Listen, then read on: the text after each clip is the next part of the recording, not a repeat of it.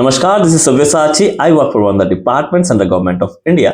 बताऊंगा इस वीडियो पे कि how I never failed in any prelims exam. क्या मेरी स्ट्रेटेजी रही, क्या मेरे रोड में क्या एंटिसिपेशन रही कि हर एक प्रीलिम्स में मेरे 80 से ज्यादा नंबर आए।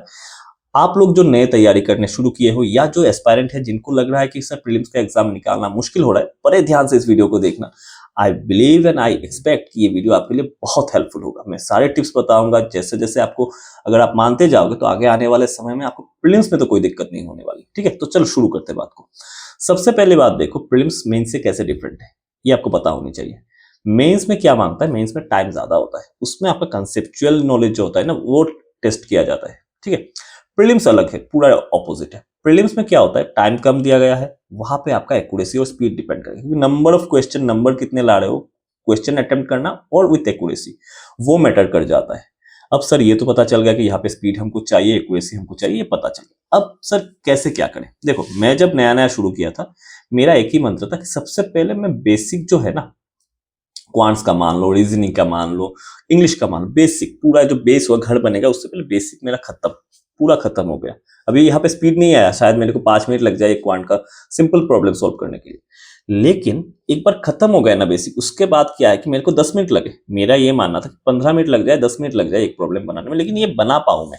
बना लो पहली बार, एक एक प्रॉब्लम वाइज मैं बात को बता रहा हूँ। ये पहले मतलब स्टेप वाइज जाएगा, एक दिन में ही Rome was not built in a day. ठीक है ना, पहले दिन से इतना नहीं होगा। तो मैंने एक एक प्रॉब्लम पहले बनाना शुरू किया, पहले बेसिक किया, फिर बनाना स्टार्ट किया। तो एक बार बना लिया ना, मैं फिर उस पर बैक करता था। एक बार बना लिया, उसको समझ लिया, क्योंकि मेमोरी में वो नहीं रहता है शायद। मोस्ट ऑफ द टाइम मेरे साथ तो ऐसा ही होता था कि मैंने बना लिया, एक नया टाइप का कुछ रीजनिंग आया, एक बार बना लिया, लेकिन दूसरे मतलब हो सकता है 2 दिन बाद या 3 दिन बाद अगर सेम क्वेश्चन मिले तो उसमें मैं अटकता था। तो मैं क्या करता था, पहला राउंड किया उसको, मान लो 5 मिनट लगा, फिर कुछ समय के बाद कुछ और कुछ पढ़ने के बाद फिर उसको अटेम्प्ट करता था, फिर आधे आधे घंटे या 1 घंटे के बाद फिर उसको मैं अटेम्प्ट करता था, सो दैट कि मेरे को दूसरी टाइम जब मैं अटेम्प्ट कर रहा हूं तब तो मेरे फिंगर टिप पे है वो प्रॉब्लम। इसका मतलब कि इस टाइप का अगर आगे आ भी रहा है तो मेरे से हो रहा है। ये दूसरा स्टेप हो गया, ये बताएगा नहीं कोई।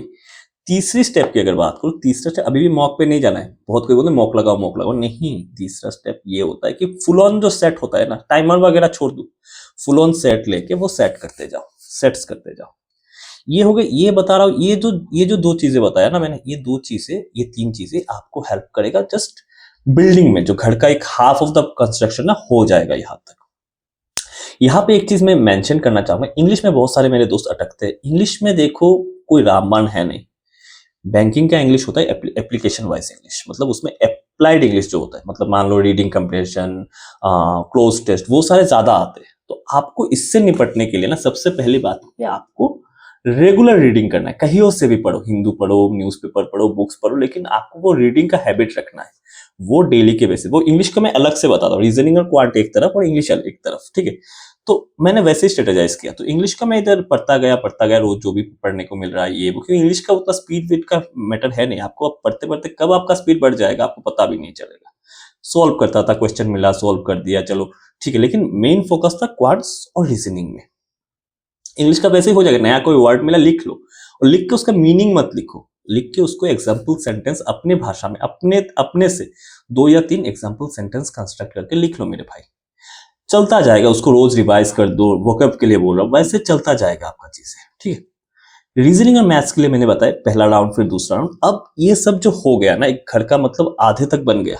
अब आता है बात कि अब मेरे को कंसेप्ट हो गया, एक्यूरेसी में काम कर चुका हूँ, स्पीड का नहीं बोल रहा हूं। मेरे को अभी तक इतना कंसेप्ट बन चुका है, मैंने इतना रोज देख देख के, टाइमर के बिना ही देख देख के इतना प्रैक्टिस कर लिया कि अभी मेरा एक्यूरेसी बन चुका है।